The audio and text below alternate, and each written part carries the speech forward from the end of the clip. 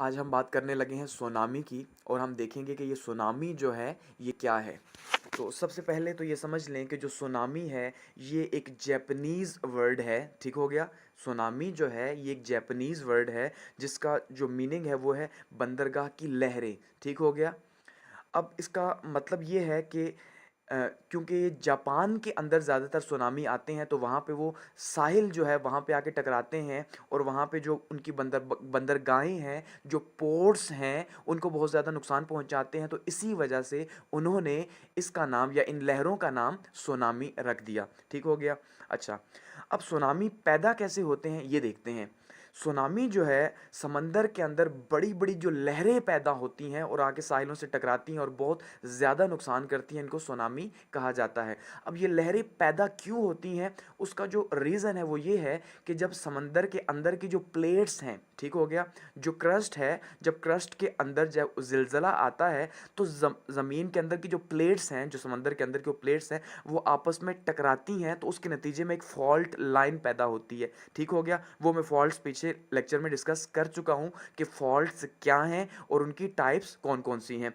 तो वो जो फ़ॉल्ट लाइन पैदा होती है उस ज़लज़ले आने की वजह से समंदर के अंदर, तो वहाँ से क्रस्ट टूट जाती है, ठीक हो गया? तो वो जो क्रस्ट जहाँ से टूटती है, वो जो मेन मरकज़ होता है उसका, उसको एपिसेंटर कहा जाता है।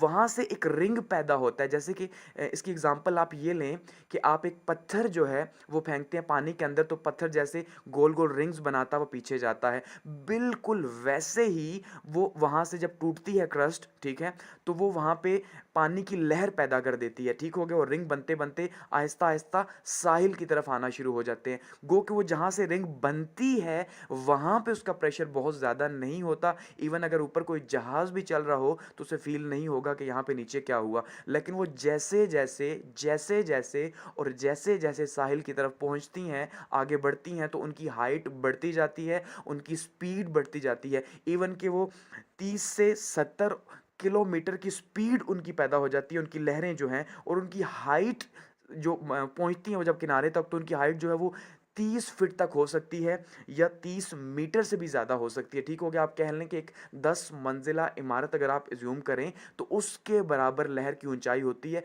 और वो लहर जब आके साहिल से टकराती है, तो वहाँ पे इंतहाई तबाही होती है, ठीक हो गया? फिर वो किसी को नहीं देखती कि उसके रास्ते में क्या आ रहा है, वो घर हैं, वो वहाँ लोग हैं, वो कश्तियाँ हैं, वहाँ पे कुछ भी है, तो बहुत ज़्यादा वो लॉस करती है। इवन पूरे-पूरे शहरों को जो है वो आप देख लें कि वो तबाह करती है और सबसे ज़्यादा सुनामी जो हैं, वो जापान के अंदर आते हैं, ठीक है? क्योंकि वो सारे का सारा वोल्केनोस माउंटेन है वहाँ पे, तो वो उन वोल्केनोस की वजह से, उनके फटने की वजह से वहाँ पे ज़्यादा आता है। इसके अलावा आपने देखा कि इंडोनेशिया के अंदर जो है वहाँ पे बहुत ज़्यादा आते हैं। सुमात्रा का 2004 के अंदर वहाँ पे आया भी था कि जहाँ पे 2 लाख से ज़्यादा लोग जो है वो मारे गए थे। तो ये है सुनामी।